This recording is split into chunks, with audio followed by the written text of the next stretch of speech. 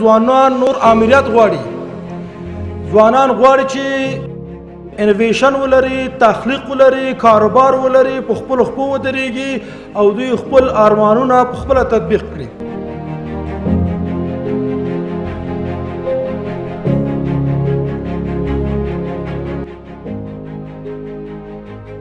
دې نړۍ ته موږ یو ځل راغلي یو، بیا نه راځو.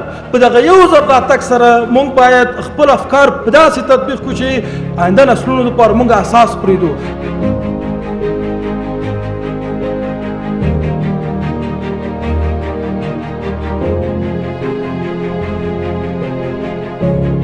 دا څومره وخت چې موږ په انډسټري کې کار کوو، په مارکیټ کې یو، د پوهنتون د محصلینو سره چې ګورو، هر یو چې د پوهنتون نه فارغېږي دوی دا وایي چې موږ باید خپل کاروبار ولرو.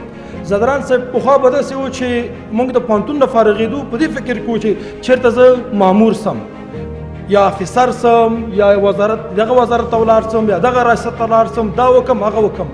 اوس چې د پوهنتون نه فارغېږو وایو چې دغه یو فکر لرم او دا تطبیق کړم. بزنس ډاکټرز چې مشورې ورکوي ځوانانو ته چې دوی خپل کاروبار پیل کړي، د دوی د برانډینګ او پروفایلینګ په برخه کې کار کوي، نن په دغه برنامه کې د 0 نه تر 30% پورې ځوانانو ته او شرکتونو ته تخفیف وړاندې کوي که چیرې دوی برانډینګ کوي، پروفایلینګ کوي او ستراتیژیانې جوړوي، پالیسیانې جوړوي. موږ دوی سره مرسته کوو او همدغه برنامې ګډونوالو ته 30% موږ تخفیف ورکوو. نن به قراردادونه امضا کېږي او هغه شرکتونه به وي چې د یو پیج سره غړیتوب لري او دغلته شته ده.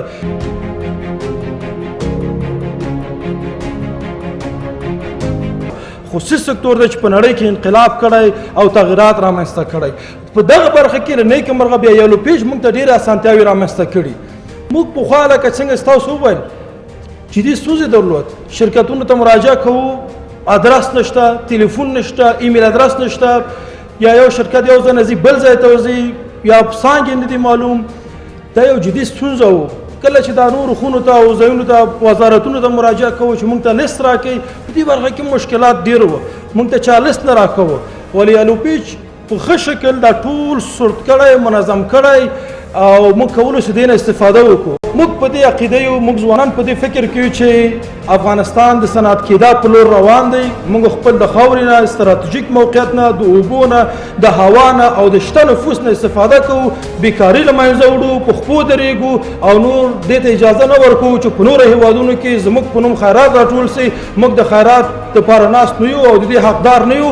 موږ خپل امکانات لرو، ظرفیت لرو، دې نه استفاده کوو او په همدغه امید سره راپورته سوي یو. انشاءالله افغانستان جوړو. ډېره مننه.